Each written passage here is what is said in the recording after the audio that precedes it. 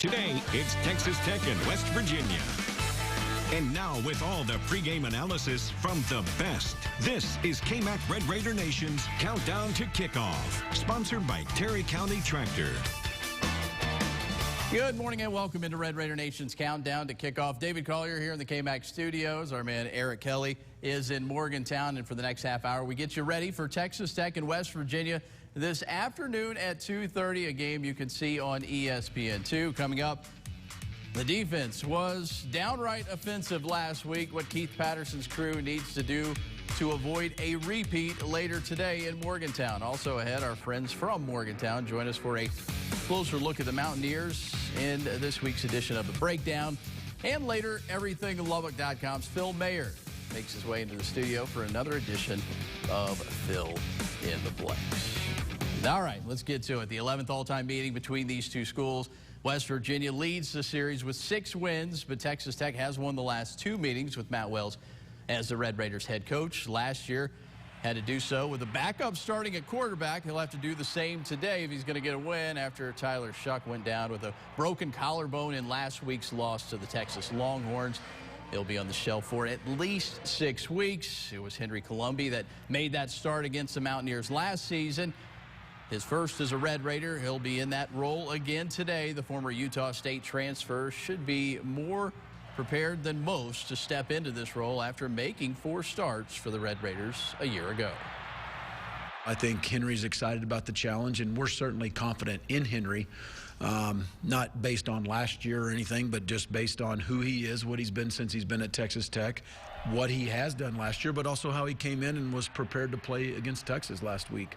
At moment's notice, he came in and he played well. He's a pretty cool kid. I mean, he's got a little confidence, a little swagger about him, a big belief in himself, and you know, he's just, since I've been here, I've never seen him really flinch. And the defense also having to deal with some injuries to go along with the insult of that loss last week. Muddy Waters out for the season after suffering a pectoral injury against Texas.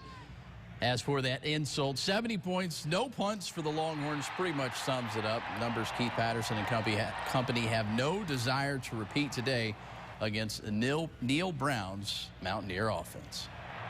You know what, I'm 100% accountable for everything that you see, and I fully accept that. And, you know, there's no one more disappointed than me. I can just tell you that. Our kids, man, they had a good week of practice. I can't explain it. I just can't. And, you know, what went wrong, and I don't even think they can tell you. You got to continue to trust that our scheme works when we line up. I mean, you see it.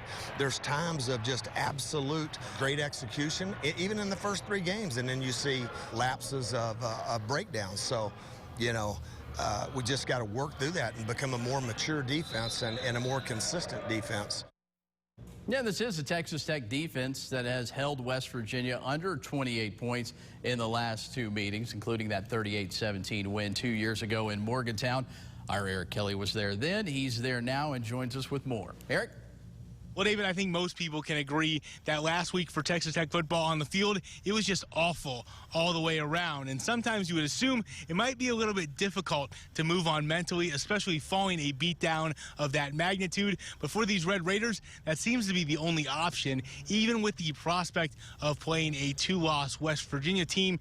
Now, of course, records aren't always the end-all, be-all, and this stands pretty true with these Mountaineers. Both losses for them have come to teams that are still undefeated in Maryland and Oklahoma, and both games were ultra competitive as both defeats came by 6 points or less. And not only that, the WV boasts something that few other teams can this season, a top 15 win early in the year, thanks in part to a victory over then undefeated Virginia Tech.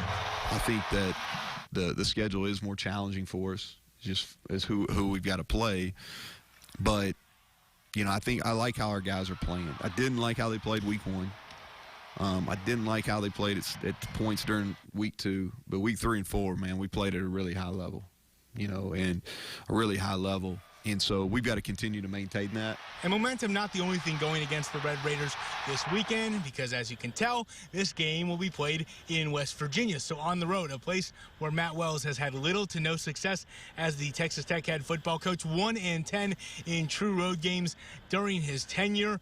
But of course, the one win came here in Morgantown, so the Red Raiders looking for a little bit of deja vu at Milan Puskar Stadium later today. David?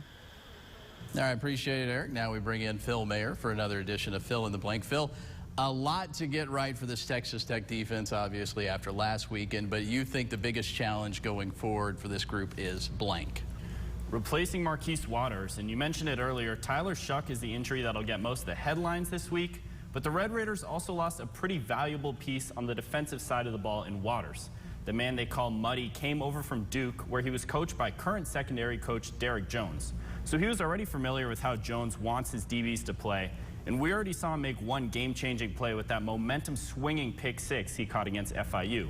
He's well respected by teammates, as evidenced by the fact he was named a team captain in his first season on the team, and he should continue to impart that wisdom in meeting rooms.